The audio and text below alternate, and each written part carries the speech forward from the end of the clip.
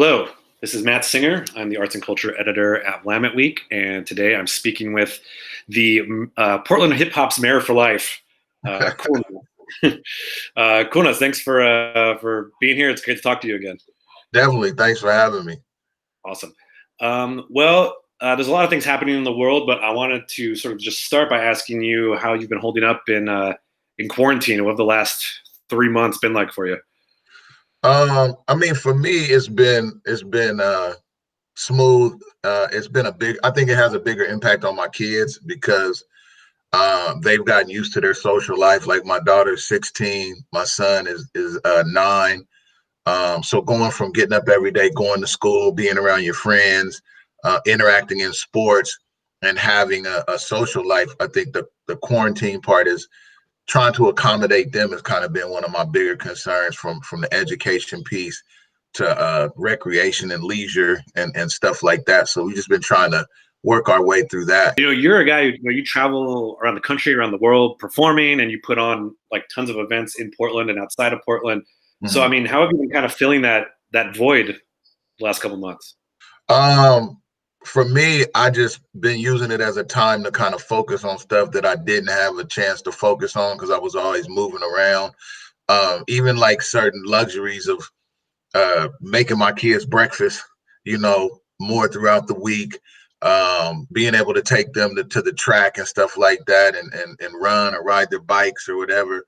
And then for my business side, like focusing on some of my merchandising, administrative stuff or projects that we're working on. Like I have a few new projects I'm working on, not just mine, but people I manage, and other things that like I can kind of actually sit down and lock in on when I haven't had the time because I'm on the road or touring or whatever. So it's given me that ability. And also you get it's very almost similar to when I had about a couple of years ago, I tore my quad tendon and I was in the house.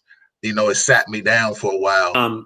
You know, like 6 years ago or so, there was, a lot of discussion in Portland about the policing of hip hop shows. And I remember, I think you and I were on like a radio show, and your sort of stance, and you could correct me if I'm wrong, but if I recall correctly, I mean, your kind of stance has always been like keeping an open dialogue with the police, at least in terms of hip hop shows, which you've been doing. You've been putting on shows going back to the 90s. Yeah.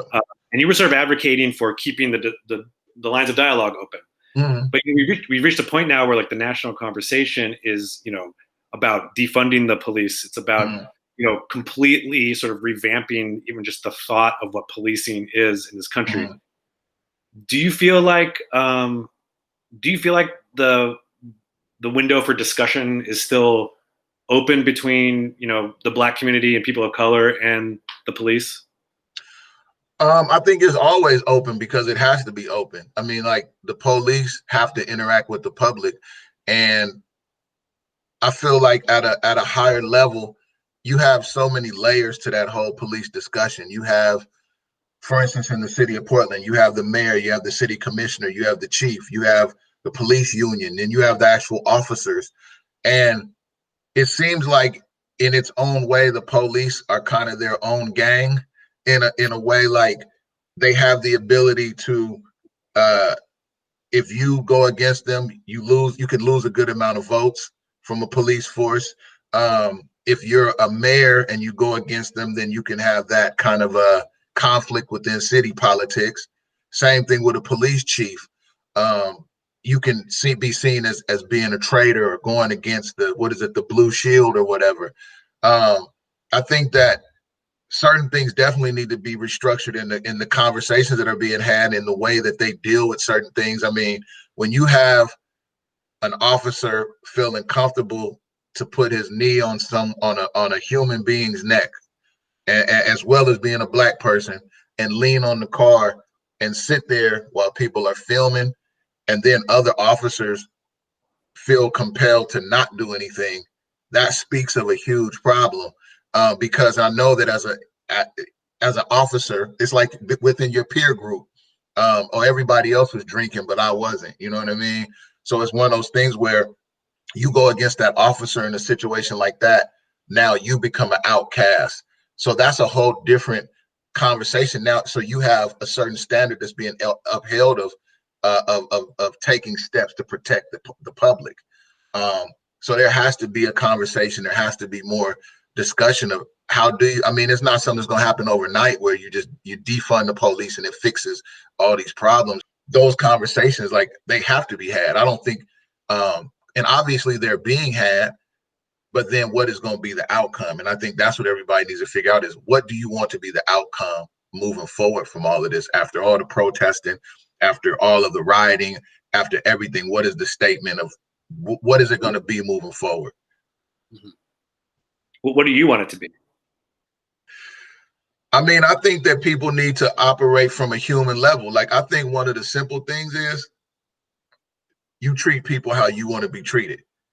Like, and as you look at some of these scenarios, they're not treating people how they would want to be treated. And I think that's a basic standpoint, like it's just a simple standpoint of how you treat people, common respect, common consideration, and just simple regard. It's not a hard thing it's not a hard conversation to have. Like, would you, if your daughter was out driving her car and she got pulled over, would you want a grown ass man pulling her out of her car, putting her in the chokehold, slamming her on the ground, hitting her with a taser, all of that? Would you want that to happen? So now we need to take steps to make sure that doesn't happen. What do you think is hip hop's role in this particular moment?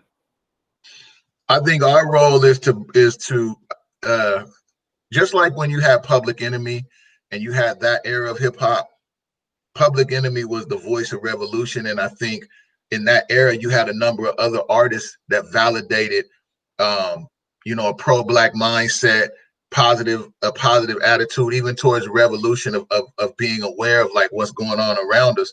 And I think hip hop has that same place now, in that certain artists need to step up and be very vocal in what our role should be, what our mission should be, what that giving a message across the board, like that we should. It's just, man, it's such a deep conversation that I can't just say you got to say this or you got to say that. But I think preaching a message, for one, a unity of us, like if we all come together and understand what needs to be done as a culture, even in hip hop, like as a culture, because that's a part of the thing is within the Black community, we've been fragmented, we've been disadvantaged, we've been treated a certain way.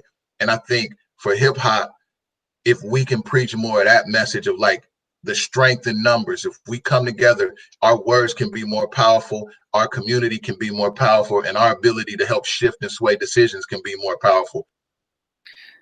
So just to kind of end back at the pandemic, what is the first thing you think you're going to do when this is all over and quarantine's lifted? What is the thing that you're just dying to do that you haven't been able to the last couple months?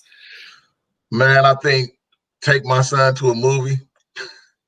Like one of the things that we always do is that's me and his thing, is going to the movies, and he really enjoys it. And just the other day he brought it up. He goes, Dad, when is the coronavirus gonna be over? And I said, why? He's like, because I want to go to the movies. And even though you can sit at home and watch movies or whatever, just the experience of when I come home and say, hey son, we're going to see this movie, getting in the car, going to the theater, getting the popcorn, getting the pop, going to your seat, sitting there watching the previews, just little things like that I know that he gets great enjoyment out of. That's probably one of the main things that I'm looking forward to doing.